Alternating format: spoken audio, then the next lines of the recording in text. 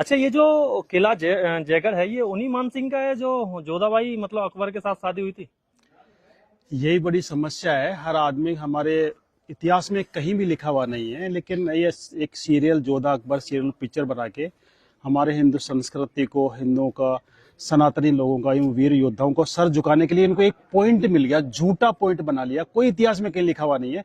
एक सीरियल और एक पिक्चर बना के इन्होंने झूठा, एक जोधाबाई आमेर की राजकुमारी थी, कोई उसको मान सिंह की बहन बताता है, कोई कौन बताता है, अकबर से शादी करती। लेकिन जोधाबाई नाम की राजकुमारी आमेर के अंदर थी ही नहीं। मैं उसी किले में बैठा हूँ, जयगढ़ फोर्ट के सामने, जो राजा मान सिंह का किला था।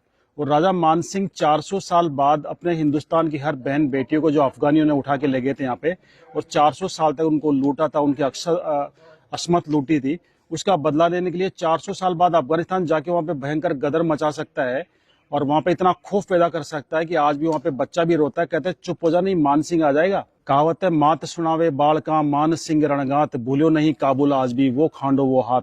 माता आज भी अपने बच्चों को मान सिंह रणगाथा के बारे में सुनाता है कि काबुल आज भी वो मान सिंह का हाथ खाना नहीं भूला है। वो मान सिंह क्या अपनी बहन किसी अकबर को या मुस्लिम को दे सकता है?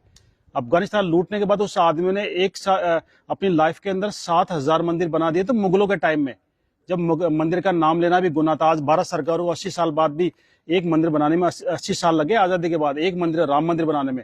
उस आदमी ने मुगलों के टाइम में, अकबर के टाइम में, जब मंदिर का नाम लेना भी गुनाह था, उस आदमी ने 7,000 मंदिर बना दिए थे। वो शख्स अपनी बहन किसी मुगल को दे सकता है? गले उतरती है आपके? ये झूठी कहानी बनाई गई है। जोधा नाम की कोई राजकुमारी थी ही नहीं। मैं आज क्लियर कर दूं आपको, जोधा आमेर के अंदर एक दासी पुत्री थी। मान सिंह के फादर का नाम था भगवान दास और भगवान दास के फादर का नाम था भारमल। राजा भारमल की शादी जोधपुर हुई थी, जोधपुर की राजकुमारी से। उनके साथ जो दासी आई थी वो पर्शियन थी, ईरानी मुसलमान थी, वो शिया मुसलमान थी, पर्शियन थी। उसकी दासी की लड़की, दासी जो डिलीवरी पीरियड में खत्म हो गई थी, उसकी बच्ची, जिसको आमेर की रानी ने, भारमल की वाइफ ने पाल पोस के बड़ा किया, बच्ची की तरह रख के उसको दूध पिला के बड़ा किया। उसकी शादी, क्योंकि वो मुस्लिम थी इसलिए उसका धर्म खराब नहीं हो, इसलिए उसको बेटी के बराबर पाल के उसकी शादी अकबर जैसे बादशाह से करके अपना धर्म निभाया था कि किसी मुस्लिम की शादी हिंदू से नहीं करूं। और लोगों ने उसको कहानी बना दी कि सब जो मान सिंह की सिस्टर थी, मान सिंह की बुआ थी, अकबर से शादी कर दी। मान सिंह जैसा तो योद्धा ही नहीं था। अगर मान सिंह नहीं था उस समय सनातन ही खत्म हो जाता। आज हर मंदिर के ऊपर आपको पचरंगा झंडा नजर आता है। पता है पचरंगा झंडा क्यों लगाते हैं? अफगानिस्तान के 5 कबीलों को जो हराया था, 5 टुकड़ों में डिवाइड था अफगानिस्तान, काबुल, कंधार, बलख, गजनी और तजाक। खूंखार कबीले थे। दुनिया की कोई सेना वहां पे गई लेकिन जिंदा वापस नहीं आई थी। उस अफगानिस्तान को मान सिंह ने एक युद्ध में पूरे कंट्री को परास्त कर दिया था। 5 के झंडे छीने, उनको 5 के मिलाए, उस विजय की याद में अपना पचरंगा झंडा रखा था। उससे पहले अफगानियों ने यह हालत कर दी थी हिंदुस्तान की। हरिद्वार जाते, हरिद्वार में जितने भी पंडित थे सारे पंडितों को मार दिया था, सारी पूजा वहां पे बंद हो गई थी। मान सिंह ने वहां पे जाके दोबारा से हिंदुस्तान के सारे पंडितों को बुलाया, सोरोजी से बुलाया, आसपास के गांवों से बुलाया, और वापस वहां पे हर की पौड़ी बनाई और दोबारा से वहां पे धार्मिक प्रक्रिया स्टार्ट हुई थी।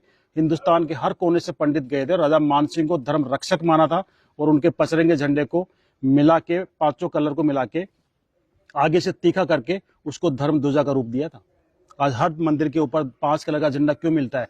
ये राजा मान सिंह ने अफगानिस्तान को हराया था, उसी झंडे को धर्म ध्वजा का रूप दिया और राजा मान सिंह को धर्म रक्षक की उपाधि दी। सारे हिंदुस्तान के सब पंडितों ने धर्म बचाया अगर किसी ने तो राजा मान सिंह ने। हमें बदनाम किया जाता है, मान सिंह को बदनाम किया जाता है कि मान सिंह राणा प्रताप का साथ देते, हिंदुस्तान का इतिहास ही अलग होता। मैं बता दूं, अगर माना प्रताप के साथ अगर मान सिंह मिल जाते, उसमें हिंदुस्तान का साउथ पार्ट पूरे अफगानों के अंडर में था और उनको हराना बड़ा मुश्किल था। और उधर से मुगल और आ गए थे। मुगलों के पास वो हथियार थे, तोपे बंदूकें, जो इंडियन के पास किसी के पास नहीं थी।